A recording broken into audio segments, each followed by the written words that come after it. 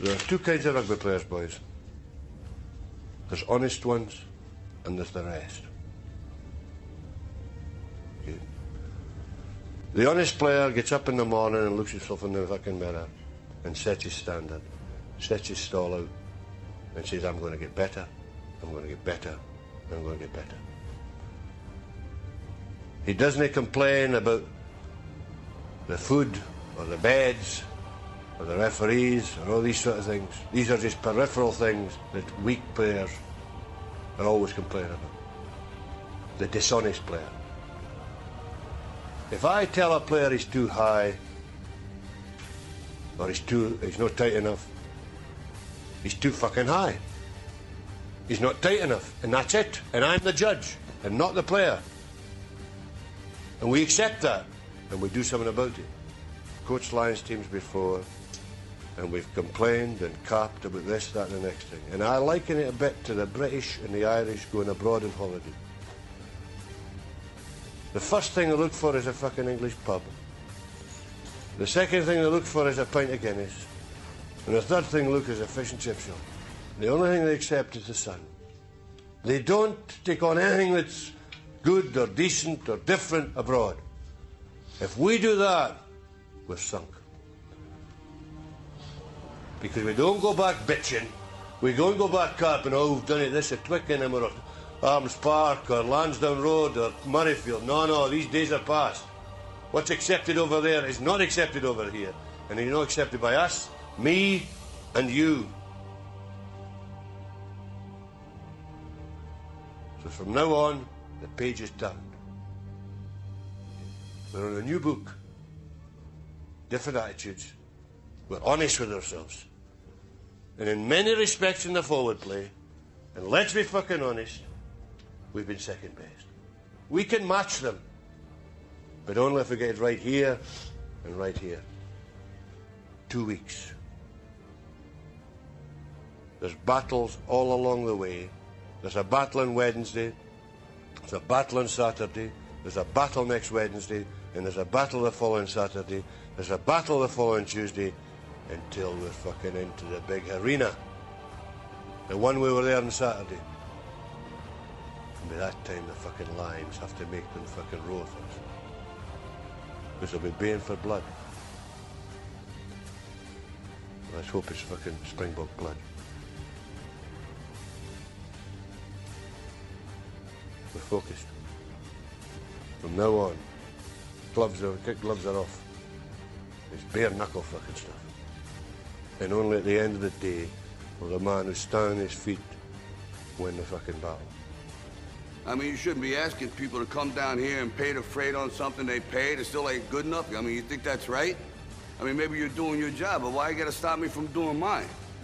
Because if you're willing to go through all the battling you gotta go through to get to where you want to get, who's got the right to stop you? I mean, maybe some of you guys got something you never finished, something you really want to do, something you never said to somebody, something. And you're told no, even after you pay your dues. Who's got the right to tell you that? Who? Nobody. It's your right to listen to your gut. It ain't nobody's right to say no after you earn the right to be where you want to be and do what you want to do. I'd hold you up and say to your mother, this kid's going to be the best kid in the world. This kid's going to be somebody better than anybody ever knew. And you grew up good and wonderful. It was great just watching you every day. It was like a privilege. Then the time come for you to be your own man and take on the world, and you did. But somewhere along the line, you changed. You stopped being you. You let people stick a finger in your face and tell you you're no good. And when things got hard, you started looking for something to blame, like a big shadow. Let me tell you something you already know. The world ain't all sunshine and rainbows. It's a very mean and nasty place, and I don't care how tough you are, it will beat you to your knees and keep you there permanently if you let it. You, me, or nobody is gonna hit as hard as life. But it ain't about how hard you hit. It's about how hard you can get hit and keep moving forward. How much you can take and keep moving forward. That's how winning is done. Now, if you know what you're worth, now go out and get what you're worth. But you gotta be willing to take the hits and not pointing fingers saying you ain't where you want to be because of him or her or anybody. Cowards do that, and that ain't you. You're better than that.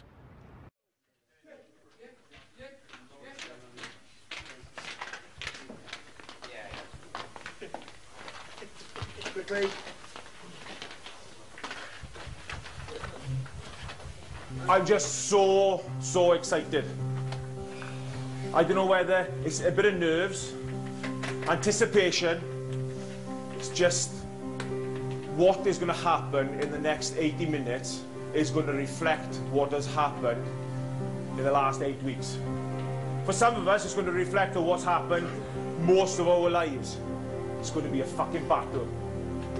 8 weeks ago, you made the choice to walk through that door, that rugby club door, and you said to us, I want to be part of School of Hard Knocks. I want an opportunity in life.